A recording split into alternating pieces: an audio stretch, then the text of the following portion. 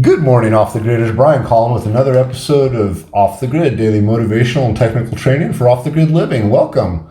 Today I'm going to talk about a customer named Alex, a customer at Online Land Sales who bought a rural lot from us and built a nice little tiny house and lives on it. Alex grew up off the grid. He had parents who lived off the grid, and he developed a lot of expertise during his youth. His parents lived in the suburbs also, back and forth, but spent a good amount of time living off the grid. Alex went to college in his early 20s, started a job, got an apartment, got a car, got credit cards, started taking on debt, living the American dream. But he soon realized that he was meant for something else, right? He wasn't meant to be in the rat race and to be so caught up in just trying to get stuff, right? So he'd be able to live in this modern day society. So he decided to go off the grid and live in a tiny home and move into rural America.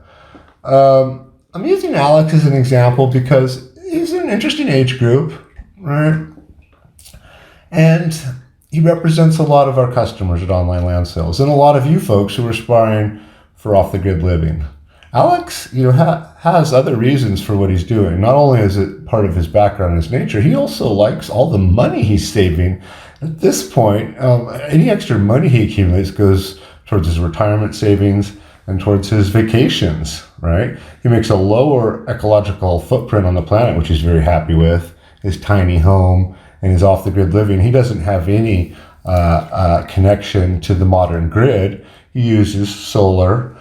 Get this, he built his cabin with repurposed materials, including used doors and used windows for $2,000. It's less than 200 square feet. It's a very small cabin, but it's cozy and it's good for 3 seasons of comfort.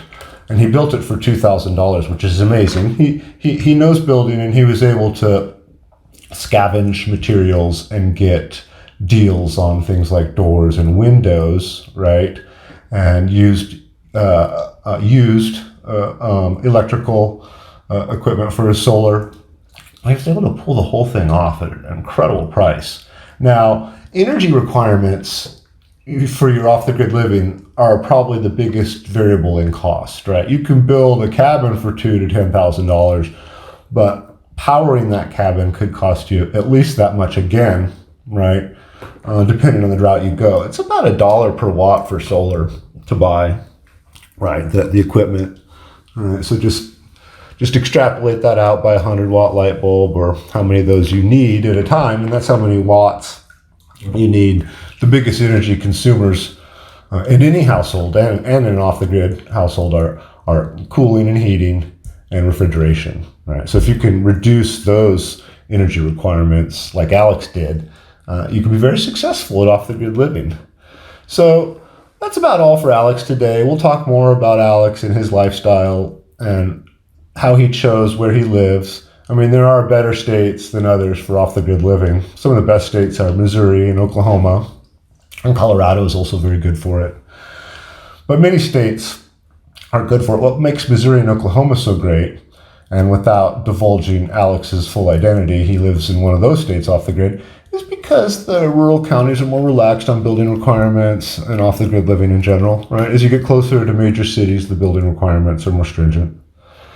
All right, that's about all we have on Alex today. Hope you enjoyed this episode of Off the Grid, daily motivational and technical training for off-the-gridders. Go out there and kick some butt today, improve your land or improve your knowledge about off-the-grid living.